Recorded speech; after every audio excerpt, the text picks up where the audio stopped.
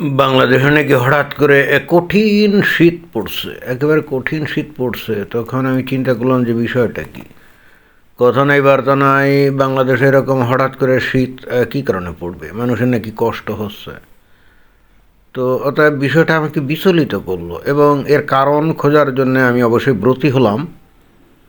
তো যাই হোক, আমার ভিডিও যেটা অবতারণা আমি অলরেডি করে ফেলছি, এটা আরও বিস্তারিত বলার আগে বাংলাদেশ থেকে যে খবর প্রচার করছে সেটার একটি ক্লিপ থেকে হালকা টাইপের শোনা যাক। তাহলেই পুরো বিষয়টার একটা চিত্র পাওয়া যাবে। প্রভাব পড়েছে রাজধানীর জনজীবনে। আবহাওয়া অফিস জানিয়েছে দেশ জুড়ে এই শীতের তীব্রতা আরও 2-3 দিন থাকবে। আরও 2-3 দিন ধরে যদি এই শৈত্য প্রবাহ চলে তাহলে তো খুবই খারাপ কথা। বাংলাদেশের গরিব মানুষ তারা কষ্ট পাবে এবং তারা তো অত্যন্ত ধার্মিক, ধর্মান্ধ জনগোষ্ঠী, তাই না? আমি বুঝতে পারছি না যে হঠাৎ করে আল্লাহ তাদের ওপরে এই ধরনের গজব কেন নাজিল করছে। আল্লাহর তরফ থেকে তো রহমত বর্ষণ হওয়ার কথা, তাই না? কিন্তু সেটার পরিবর্তে প্রচণ্ড রকম শৈত্যপ্রবাহ বাংলাদেশের উপরে প্রবাহিত করে কেন মুমিন মুসলমানদেরকে আল্লাহ কষ্ট দিবে, এটা আমি ঠিক বুঝতে পারছি না। তো যাই হোক, খবরের আর একটু গভীরে যাওয়া যাক। মূলত সূর্য ঢাকা ঘন কুয়াশার কারণে এমন শীত। ঘন কুয়াশার কারণে সৃষ্ট ঠান্ডা শৈত্যপ্রবাহের চেয়েও বেশি হওয়ার আশঙ্কা। এই যে এখানে এখানে এই যে ঢাকা, হ্যাঁ ঢাকা রাস্তায় তো এই যে একেবারে কুয়াশায় আচ্ছন্ন হয়ে গেছে, তাই না? কুয়াশায় আচ্ছন্ন হয়ে গেছে, গাড়ি ঘোড়া কিন্তু খুবই আস্তে ধীরে চলছে, চতুর্দিকে খালি কুয়াশা আর কুয়াশা। তো বাংলাদেশে এমন ঘন কুয়াশা হঠাৎ করে পড়লো, প্রচণ্ড শীত পড়লো, এটার কারণ আমি একটু অনুসন্ধান করতে ব্রতী হলাম এবং আমি বিস্ময়করভাবে দেখলাম যে বাংলাদেশের যে কোনো সমস্যার মূল কারণ তো হলো ওই ভারত, তাই না? এটা তো আমরা সবাই জানি যে বাংলাদেশের যত সমস্যা তার সবগুলোর কেন্দ্রে কিন্তু ভারত। অন্তত বাংলাদেশের মানুষের মানসিকতাটা কিন্তু সেরকম, মানে বাংলাদেশের সমস্ত সমস্যার মূল হলো ভারত। তখন আমি চিন্তা করলাম যে এই বাংলাদেশে যে শীত পড়ছে এটা তো প্রাকৃতিক একটা ঘটনা। এর জন্য ভারত কীভাবে দায়ী হতে পারে? যেমন এই যে হাদি মারা গেছে, দায়ী হলো ভারত। তারপরে কি ওই বাংলাদেশে অভ্যুত্থান ঘটছে, দায়ী হলো ভারত। তারপরে বাংলাদেশে জিনিসপত্রের দাম বেড়ে গেছে, দায়ী হলো ভারত। ভারতরে বাদ দিয়ে ভাই বাংলাদেশের কোনো ঘটনাকে ব্যাখ্যা করা যাবে না। যাবতীয় সমস্যার মূল কারণ হলো ভারত। তখন আমি চিন্তা করলাম যে এই শীতের যে প্রবাহ এখন চলমান, তো এইটার পিছনে কীভাবে ভারত হতে পারে। তখন হঠাৎ করে আমার একটা খবর কয়েকদিন আগে আমি দেখছিলাম, চোখে পড়ছিল। সেই খবরটা বাংলাদেশেই প্রচার করছিল, আমি জানি না ভারত থেকে এটা করছিল কি না, বাট বাংলাদেশের কোনো একটা মিডিয়াতে এটা প্রচার করছিল এবং সেখানে বলেছিল যে দিল্লির ওপর থেকে যে কুয়াশা এইটা নাকি বাংলাদেশের দিকে প্রবাহিত করে দিয়েছে ভারত। তো কোথায় দিল্লি আর কোথায় বাংলাদেশ? মিনিমাম মাঝখানে কত? তা তো 1400-1500 কিলোমিটার দূরত্ব তো হবেই। তো দিল্লির উপরে যদি শীতের কুয়াশা পড়ে সেটা ভারত বাংলাদেশে প্রবাহিত করে দিল, এটা কীভাবে সম্ভব? প্রথমে আমার কাছে আজগুবি মনে হচ্ছিল, পরে অবশ্য আমি অনেক চিন্তাভাবনা করলাম যে এটা আসলেই কীভাবে সম্ভব।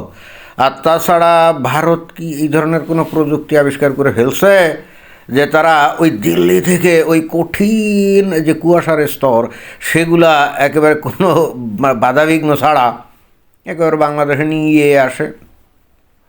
ইন্টারেস্টিং ব্যাপার, তাই না? পরে আমি চিন্তা করলাম যে এমনও তো হতে পারে যে তারা হয়তো কোনো টেকনোলজি ভিতরে আবিষ্কার করছে, যে আমেরিকার ডারপা নামে একটা টেকনোলজির হাব আছে আলাস্কার ওই জায়গায়।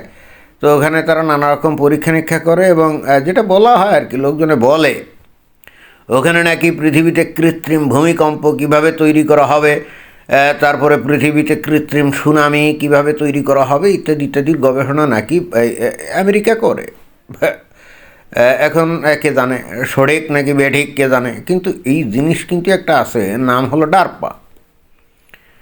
তো ভারত ও হয়তো বা এমন কোনো কিছু ভিতরে করছে আমরা জানি না, এবং সেই সূত্রে তারা হয়তো ওই টেকনোলজি তারা আবিষ্কার করে ফেলছে কীভাবে ভারতের ওপরে অবস্থিত শৈত্যপ্রবাহের যে বাতাস বায়ুমণ্ডল আর কি, এটা বাংলাদেশে ইয়ে করা যায়, প্রবাহিত করে দেওয়া যায়। এরকম তো হতেও পারে, তাই না? আমরা তো ইদানিংকালে দেখি যে ওই সৌদি আরব, তারপরে কাতার, দুবাই ইত্যাদি মরুভূমির দেশে যেখানে বৃষ্টিপাত হয় না, এক ফোঁটাও বৃষ্টি হয় না, তো আমরা কিন্তু বিগত কয়েক বছর ধরে দেখছি যে ওখানে ক্রমাগত ওই যে প্রচণ্ড রকম বন্যা টন্যা হয়। তো এটার কারণ খুঁজতে গিয়ে আমরা দেখলাম যে ওখানে ওরা বেসিক্যালি যে আর্টিফিশিয়াল যে রেইনফল এইটা তারা তৈরি করে ওই ইহুদি নাসারা কাফেরদের কাছ থেকে টেকনোলজিটা ধার করে এনে এই কর্মকাণ্ডটা করে। এবং এটা যখন করে তখন তো এটার উপরে খুব একটা তাদের নিয়ন্ত্রণ থাকে না, মানে কী বলা যায়, মানে প্রয়োজন ছাড়া অতিরিক্ত হয়তো ওই যে ড্রাই আইস আপনারা বুঝেন তো, ওই যে কার্বন ডাইঅক্সাইডকে অত্যন্ত ঠান্ডা যদি করা হয় চাপ দিয়ে, তাহলে এটা কিন্তু সরাসরি ওই যে বরফে রূপান্তরিত হয়। তো ওইটাকে বলা হয় ড্রাই আইস। এই ড্রাই আইসের কণা যদি ওই উপরে গিয়ে বাতাসে ছেড়ে দেওয়া হয়, তখন কিন্তু বাতাসের যে জলীয় বাষ্প এইগুলা কিন্তু ওই যে ঠান্ডা হয়ে জলের বিন্দুতে পরিণত হয় এবং পরবর্তীতে মেঘে তৈরি হয়ে অঝোর ধারায় বৃষ্টিপাত ঝরে পড়ে। তো এখানে এটা করতে গিয়ে তারা হয়তো নিয়ন্ত্রণ হারিয়ে ফেলে, যে কারণে এত বেশি বৃষ্টি হয় যে সৌদি আরব, কুয়েত, কাতার, আবুধাবি, দুবাই সেখানে ব্যাপক বন্যা হয়।